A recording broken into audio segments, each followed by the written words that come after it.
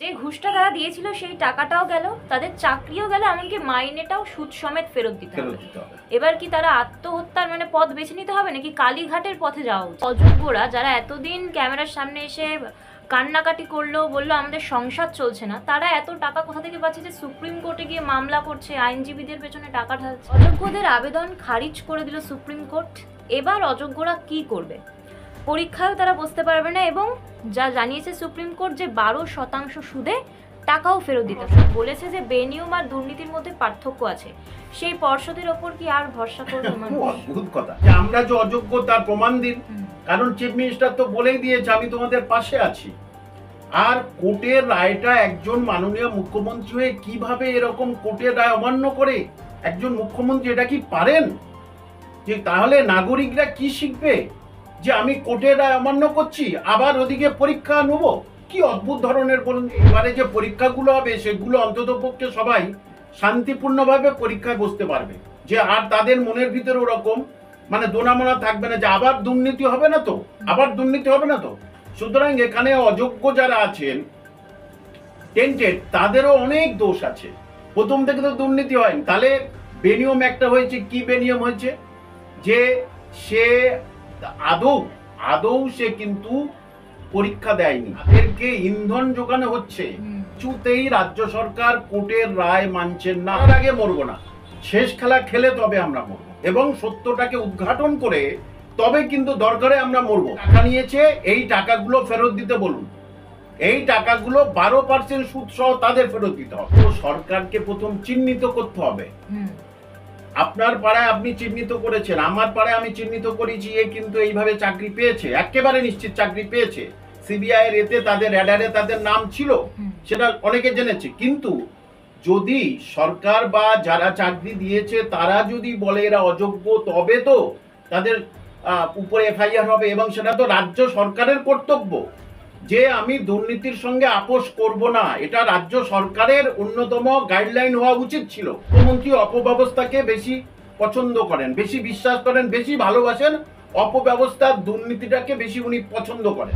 Chief minister বলছেন পরীক্ষা বসতে হবে, কোর্টের রায় আমরা অমান্য করব না। তাহলে এই যে 12% সুদে এটা অমান্য করছেন কেন? এটা অমান্য করছে এই জন্যেই যে মাথাগুলো বাড়ে আসবে, তারা তো সব নাম বলে দেবে। এবং আমি আপনার এই চ্যানেলের মাধ্যমে যারা অযোগ্য তাদের সম্মান রেখেই বলছে, তারা যেন ইমিডিয়েটলি তার পাড়ার লোকজন নিয়ে বা 3-4টে পাড়ার লোকজন নিয়ে যাকে টাকা দিয়েছে তার কাছে যায়। অযোগ্যদের আবেদন খারিজ করে দিল সুপ্রিম কোর্ট। এবার অযোগ্যরা কি করবে? পরীক্ষায়ও তারা বসতে পারবে না, এবং যা জানিয়েছে সুপ্রিম কোর্ট যে 12% সুদে টাকাও ফেরত দিতে হবে। কি বলবেন? সে আগের রায় বহাল রইল আর কি।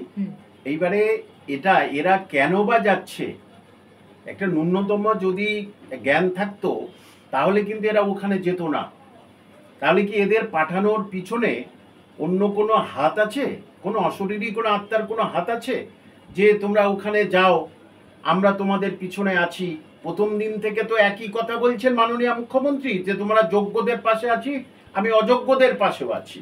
তাহলে এর গত বুধবার দিন কিছু অযোগ্য তাদেরও খারিজ হলো। সুতরাং এদের জানা উচিত ছিল আজকে ঠিক খারিজ হবেই। সেই একই হলো, কোনো কথাই শুনতে চাইল না। অর্থাৎ প্রধান বিচারপতির আগের যা রায়, সেই রায় বহাল রইল।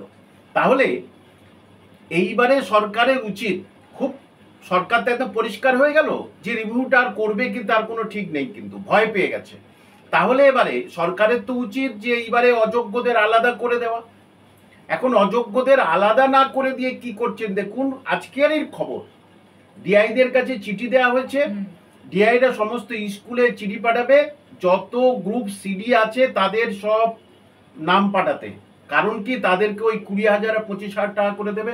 এখন হেডমাস্টার মশাইরা খুব ঝামেলায় পড়ে গেছে যে সুপ্রিম কোর্টের রায়, অযোগ্যদের টাকা ফেরত দিতে হবে, তাহলে তাদের সবার নাম আমরা দেবো কি করে?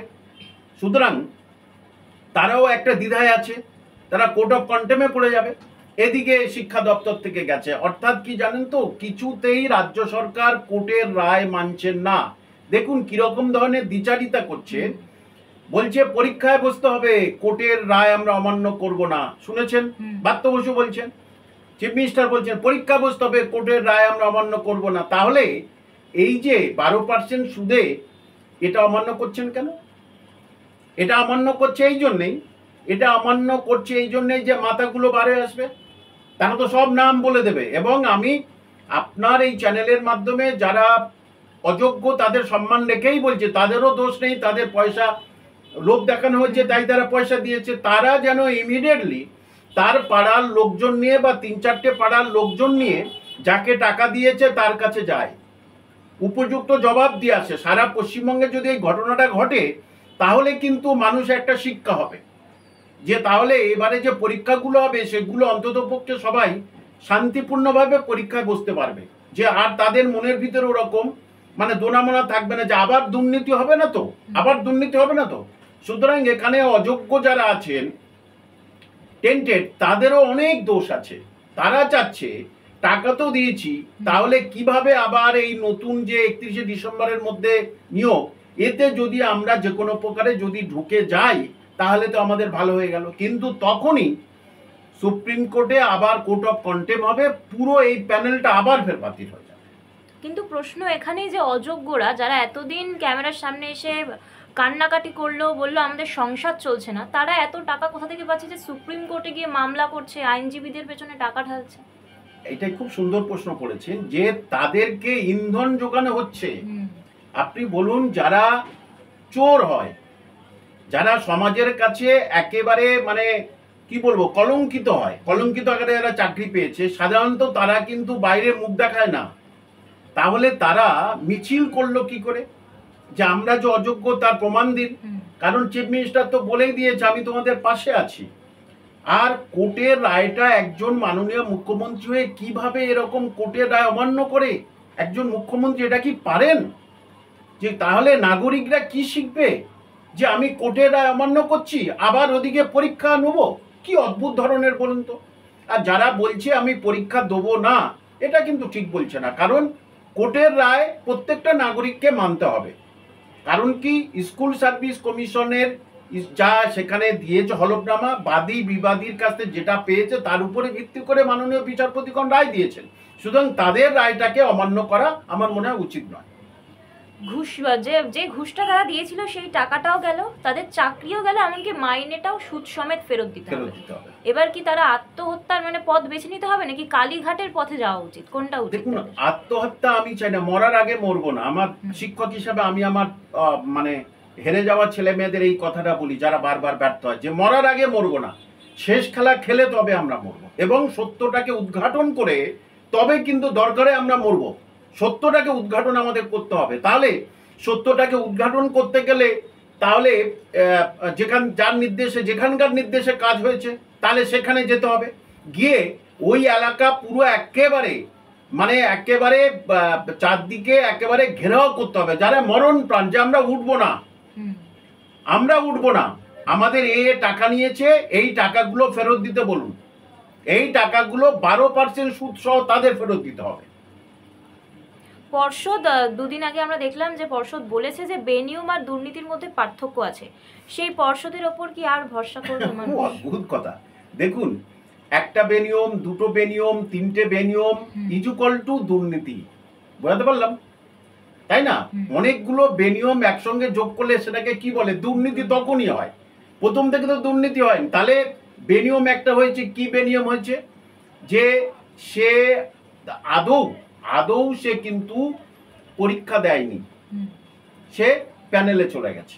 এবারে একজন মানে সে জানতে চায় যে আমার একাডেমিক কত আমি 150 টেটে 5-এর মধ্যে কত পেয়েছি, ইন্টারভিউ কত পেয়েছি, 3টে যোগ কত সবাই জানতে চায়, সেটা দেয়নি, আর সেটাও দেবে না।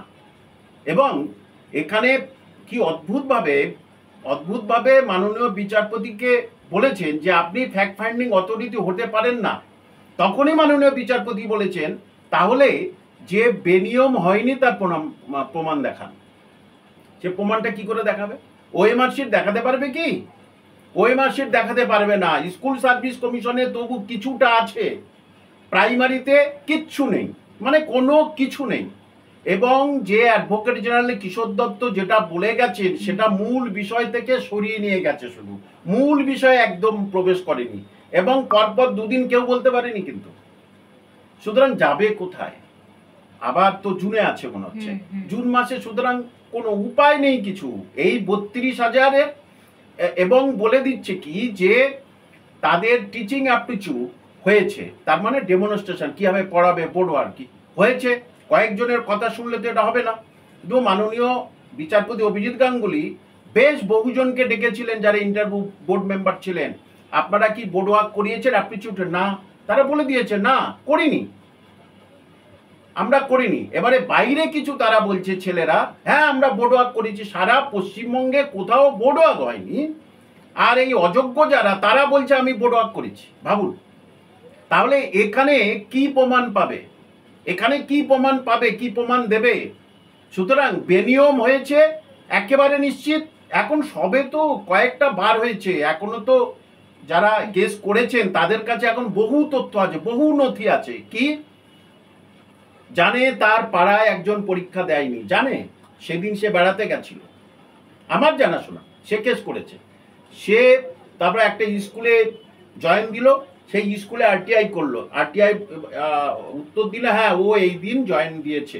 তারপরে ওর নামে ফের মধ্য প্রাইমারি শিক্ষা পর্ষদে আরটিআই করলো, এর রোল নাম্বার, এই নামের রোল নাম্বার কত, এর ঠিকানায় এ কি পরীক্ষায় বসেছিল, বলেছে না এ পরীক্ষায় বসেনি। বুঝতে পেরেছেন? তাহলে এইরকম এবারে বিচারপতি কি বলবে, তাহলে এটা কি দুর্নীতি না বেনিয়ম না অনিয়ম? বুঝতে পারলাম। সুতরাং বেনিয়ম, অনিয়ম, দুর্নীতির একেবারে প্রথম মাঝ এবং শেষ ধাপ। মুখ্যমন্ত্রী তো বারবার বলছে যে তার জন্য চাকরি যায়নি, তবে কেন দুর্নীতিগ্রস্তদের ধরে তারা শাস্তি দিতে পারছে না? কাদের বাঁচাতে চাইছে বা কিসের বাধা তাদের? বাধা হচ্ছে কে, ওনার মন্ত্রী পরিষদের কেউ কেউ হয়তো বা যেতে পারে, অথবা সারা পশ্চিমবঙ্গে জানে খুব কাছের কেউ এর নাম প্রকাশিত হতে পারে। আর সেই জন্যেই সামনে ইলেকশন, তার আগে যদি কাঁচা খুলে না যায়, আর সেই জন্যেই ওই অযোগ্যরা ওদের কাছে এখন হচ্ছে খুব প্রাণপ্রিয় আর কি, অযোগ্যরা খুব প্রাণপ্রিয় আর কি। যোগ্যদের যেভাবে হয়রানি করা হচ্ছে, কিন্তু অযোগ্যদের একেবারে পুরো জামাই আদর করে রেখে দিয়েছে। কারণ এখন যদি ওরা ওই যে বলে দেয়, তাহলে কিন্তু তো মন্ত্রী পরিষদ সহ একদম কাছের লোকজন সব তো একেবারে মানুষ বুঝে যাবে, মানুষ বুঝে যাওয়াটাই ভোটে এফেক্ট হবে। এমনকি এদেরকে, এই দুর্নীতিগ্রস্তদের বাঁচানোর জন্য সরকার মামলার পিছনে লক্ষ লক্ষ টাকাও খরচ করছে। হ্যাঁ অবশ্যই খরচ করেছে, তো খরচ করছে, তা সেটা আমাদের পয়সা, জনগণের পয়সা, এবং যে ওদের যে 20,000 25,000 টাকা দেয়া হবে সেটাও তো আমাদের পয়সা, জনগণের পয়সা, অন্য কোনো খাতে থেকে দেয়া হচ্ছে। অথচ উনি চাকরির পরীক্ষার জন্য কোনো বিজ্ঞপ্তি দিতে পারছে না। কেন বলছে? আমার টাকা নেই, আমি দিতে পারবো না। অ্যাকচুয়ালি পুরোপুরিভাবে মানে অপব্যবস্থা চলছে পশ্চিমবঙ্গে। ডিএ দিতে গিয়ে বলছে নাকি কোমর ভেঙে পড়বে সরকারের। অবশ্যই কোমর ভেঙে পড়বে, মানে দিতে তো বাধ্য। 12,000 কোটি টাকা দিতেই হবে। সেই 12,000 কোটির কোথা থেকে দেবে সেইটা ওনার রাতের ঘুম চলে গেছে। তারপরে আবার এই school service, SLST group CD এবং এইটার উপরে আবার ফের আরেকটা চিন্তা চলে গেছে। এখন রাতের ঘুম চলে গেছে শুধু কিভাবে অযোগ্যদের একটু থামিয়ে রাখবো ইলেকশন পর্যন্ত। আপনার কি মনে হয় না এই যে যারা দুর্নীতিগ্রস্ত তাদেরকে একেবারে ধরে এমন শাস্তি দেওয়া উচিত যে পরবর্তীকালে যেন কেউ ঘুষ দিতে গিয়ে দুবার ভাবে, এবং যিনি ঘুষ নেবে তিনিও যাতে চিন্তা করে, এই চিন্তা করে যাতে তারা। এইটার জন্য তো সরকারকে প্রথম চিহ্নিত করতে হবে। আপনার পাড়ায় আপনি চিহ্নিত করেছেন, আমার পাড়ায় আমি চিহ্নিত করেছি, এ কিন্তু এইভাবে চাকরি পেয়েছে, একেবারে নিশ্চিত চাকরি পেয়েছে। সিবিআই এর এতে তাদের র্যাডারে তাদের নাম ছিল, সেটা অনেকে জেনেছে। কিন্তু যদি সরকার বা যারা চাকরি দিয়েছে তারা যদি বলে এরা অযোগ্য, তবে তো তাদের উপরে এফআইআর হবে, এবং সেটা তো রাজ্য সরকারের কর্তব্য যে আমি দুর্নীতির সঙ্গে আপোষ করব না। এটা রাজ্য সরকারের অন্যতম গাইডলাইন হওয়া উচিত ছিল, মানে ব্যবস্থায় ফিরিয়ে আনা উচিত ছিল। কিন্তু মাননীয় মুখ্যমন্ত্রী অপব্যবস্থাকে বেশি পছন্দ করেন, বেশি বিশ্বাস করেন, বেশি ভালোবাসেন, অপব্যবস্থার দুর্নীতিটাকে বেশি উনি পছন্দ করেন। আর সেই জন্যেই ওদের ওই যে বললাম জামাই আদর করে রেখেছে, ওদের কিছু করবে না। কারণ ওরাই তো সারা পশ্চিমবঙ্গ তথা ভারতবাসীর কাছে বুঝে দেবে মাননীয় মুখ্যমন্ত্রী সরকার কিভাবে দুর্নীতি করেছে। এবার আন্দোলন কোন দিকে এগোবে বলে আপনার মনে হয়? দেখুন, আন্দোলন ফিকে হয়ে যাবে, এটা একেবারে নিশ্চিত। এক নম্বর কথা, যারা আন্দোলন করছেন তাদের মধ্যে গ্রুপ আছে, এটা সবাই জানে, তাদের মধ্যে গ্রুপ আছে, একেবারে গ্রুপ আছে। আমি তো লাস্টে একদিন গেছিলাম, একজন দেখে আমার নিয়ে গেল, আমি বললাম ও কই গো, বললো ওই ওখানে। আমি চলো, বলে আমি যাব না। এই যে এদের কিন্তু গ্রুপ আছে দুটো, পরিষ্কার। যে এইটা একটা গেল। দ্বিতীয় হচ্ছে কি, হাইকোর্ট যে রায়টা দিয়েছে আজকে, তাতে কিন্তু ওদের কোমরটা ভেঙে দিল। যে ওখান থেকে চলে গেল, ওটা জনবহুল এলাকা ছিল, মানুষ বুঝতে পারে, ওখান থেকে চলে গিয়ে তারা ওই মেলার কাছে যাবে, বা ওই যেখানে পার্ক আছে, ওই পার্কের কাছে, সেন্ট্রাল পার্কের কাছে যাবে। সেখানে নট মোট 200 জনের বেশি কিন্তু সেখানে থাকতে পারবে না। তাহলে, এবং বিচারপতিরা বলছিল 200 জন হলে অসুবিধা আছে, একটু 500-600 হলে। বিচারপতি বল না, 200 জন রোটেশন করে 200 জন থাকবে। তা 200 জন তো এমনি বাজারে ঘুরে বেড়ায়। সুতরাং আন্দোলনের আর কোনো কিছু নেই, কারণ এরা এক নয় তো। এরা যদি এক হয় তাহলে ঠিক আছে। এবং যারা 9-10 3 নম্বর কাউন্সিলিং এর পরে সব অযোগ্য, আর 11-12 2 নম্বর কাউন্সিলিং এর পরে সব অযোগ্য, এইটা জেনে যাওয়ার পরেই অনেক যারা এইটার বাইরে যারা কাউন্সিলিং এ এসছে, তারা কিন্তু আর আসছে না। তারা জানে যে আর এখানে এসে বৃথা লাভ নেই। এবং অনেকে তারা বুঝে গেছে যে আমাদের চাকরি পরীক্ষায় বসতেই হবে, এছাড়া কোনো উপায় নেই। তাই অনেকে কিন্তু বাড়িতে পড়াশোনা করছে, এটা আমার একদম জানা। আমার বাড়িতে পড়াশোনা করছে 80%। যারা চাকরি যাদের কাছে 80% শিক্ষক শিক্ষিকা, তারা কিন্তু বাড়িতে সত্যি সত্যি পড়াশোনা করছে। এবং আমার এখানে ফোনও আসে যে 2016-তে চাকরি পেয়েছিলাম, চাকরি চলে গেছে, তো ওরা জিজ্ঞেস করছে পরীক্ষা দেবেন? হ্যাঁ, পরীক্ষা তো দিতেই হবে, না হলে তো কোনো উপায় নেই, পরীক্ষা দিতে হবে, সুপ্রিম কোর্টের রায় মানতে হবে। সুতরাং ওখানে কত পার্সেন্ট আছে বলুন?